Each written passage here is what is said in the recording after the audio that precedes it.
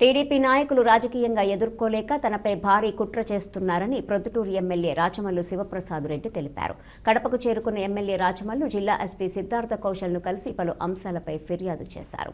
పత్రికా వర్గానికి సంబంధించిన శాసనసభ సభ్యుడైనటువంటి నా విషయంలో తెలుగుదేశం పార్టీ ప్రవర్తించే తీరు అత్యంత బలహీనమైనటువంటి వ్యక్తిత్వాన్ని ప్రతిబింబంగా కనిపిస్తుంది.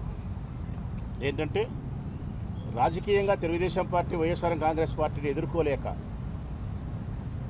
రేపు ఎలక్షన్స్లో పోటీ చేసే వైసీపీ ఎమ్మెల్యే అభ్యర్థులను ఓడించడానికో లేకపోతే భౌతికంగా తుదముట్టించడానికో పెద్ద కుట్రలే జరుగుతున్నాయనే దానికి నేటి ప్రొద్దుటూరులో ఒక వార్త విశేషంగా చెప్పాల్సి వస్తుంది. ప్రధానంగా తెలుగుదేశం పార్టీని దీని డైరెక్షన్లో స్థానిక తెలుగుదేశం పార్టీ నాయకులు కావచ్చు, మరొకరు కావచ్చు, స్పష్టమైనటువంటి ఆధారం అయితే నా దగ్గర ఫలానని లేదు, కానీ తెలుగుదేశం పార్టీ నాయకత్వంలోని డైరెక్షన్ జరుగుతూ ఉంది.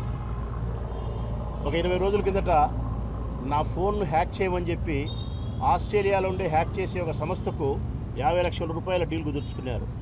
50 లక్షల రూపాయలు 1/4 అమౌంట్ కూడా చెల్లించినారు 20 రోజుల క్రితం నా ఫోన్ను హ్యాక్ చేయమని చెప్పి.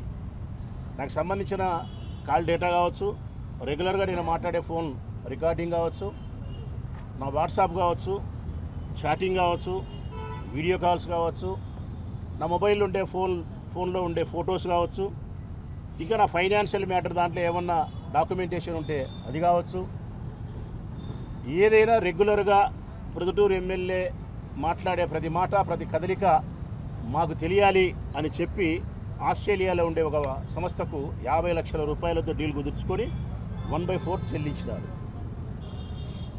పెద్ద కుట్ర చేస్తూ ఉన్నారు.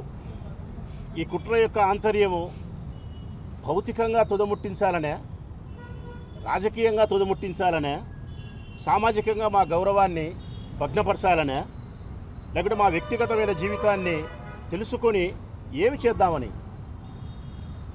ప్రతి మనిషి జీవితంలో వ్యక్తిగతమైన జీవితం అంటూ ప్రతి మనిషికి ఉంటుంది.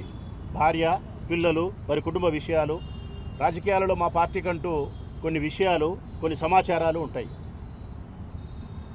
ఒకరి యొక్క వ్యక్తిగతమైన జీవితంలోకి తొంగి చూడడమే అత్యంత నీచమైనటువంటి చర్య. చిట్ట చివరికి ఎన్నికల్లో ఎదుర్కోలేక ఒక ఎమ్మెల్యే అభ్యర్థి యొక్క ఒక ఎమ్మెల్యే యొక్క ఫోన్ను హ్యాక్ చేసి ప్రయోజనాన్ని పొందాలని చేసే ప్రయత్నం వెనక ఎంత పెద్ద కుట్ర దాగిందో అర్థం చేసుకోండి ప్రజలారా. ఎస్పీ గారికి కంప్లైంట్ చేసినాం. నిరాధారమైనటువంటి ఫిర్యాదు ఎప్పుడు రాచమల్లు చేయడు. సాక్ష్యం లేని మాటలు కానీ, ఆధారం లేని ఒక అభియోగాన్ని కానీ రాచమల్లు ఎప్పుడు చేయడు. బలమైనటువంటి ఆధారం, బలమైనటువంటి సాక్ష్యం అన్నీ నా దగ్గర ఉన్న తర్వాతనే పోలీస్ శాఖను నేను కలవడం జరిగింది. నాకు 3 ఫోన్ల నుంచి కాల్స్ వచ్చినాయి ఆస్ట్రేలియా నుంచి. మూడు ఫోన్స్. ఆ ఫోన్ కాల్ కూడా ఎస్పీ గారికి నేను ఇవ్వడం జరిగింది. నా ఫేస్బుక్ని ఏమంటారు, నా ఫేస్బుక్ అకౌంట్ వేరే చేసి ఇక్కడ పంపుతారు. అమ్మాయిల యొక్క నగ్నమైనటువంటి ఇది కూడా నేను పోలీస్ కంప్లైంట్ ఇచ్చిన ప్రొద్దుటూరులో. ఎఫ్ఐఆర్ రిజిస్టర్ చేసినారు. వీడిని పట్టుకునే ప్రయత్నం చేస్తున్నారు. వీడు ఇంకా దొరకలేదంటే వీడు ఇంకా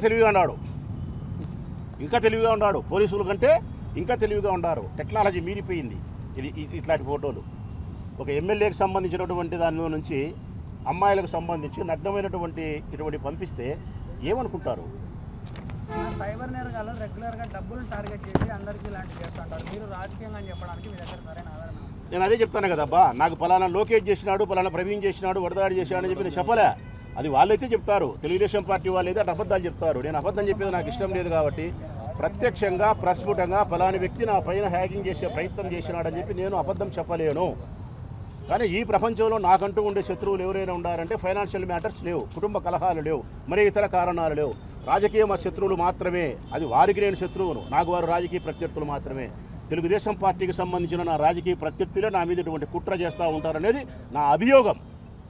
ఇప్పటి వరకు నా ఫోన్ హ్యాక్ చేసే ప్రయత్నం 20 రోజులుగా జరుగుతుంది.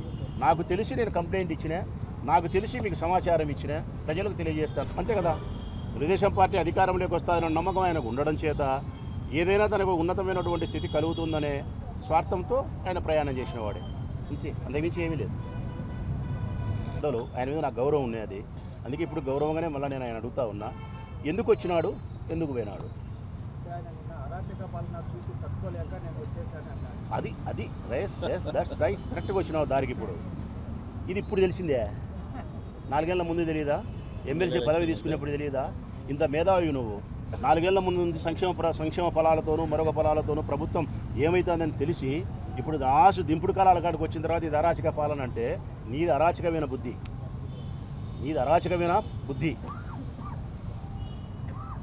మా జగన్మోహన్ రెడ్డి గారు అయితే 175కి 175 పోయినాడు అంటున్నాడు.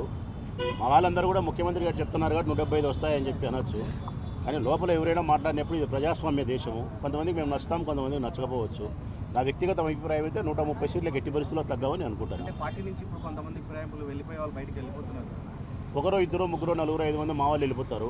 అక్కడి నుంచి కేశినేని నాని ఇలాంటి వాళ్ళు ప్రముఖులు వాళ్ళు వెళ్ళిపోతారు. రేపొద్దున 30 సీట్లు 40 సీట్లు జనసేన పార్టీకి ఇవ్వాలా, 10-15 బీజేపీతో పొత్తు పెట్టుకుంటే ఇవ్వాలా? ఈ 45 మందికి సీట్లు ఇచ్చినప్పుడు ఈ 45 మంది తెలుగుదేశం పార్టీ విశ్వాసమైనటువంటి ఎమ్మెల్యే అభ్యర్థులను యా గంపలో పెడతాడు, యా పుట్ట కింద ముచ్చాడు తెలుగుదేశం పార్టీ. అవి జరగవా?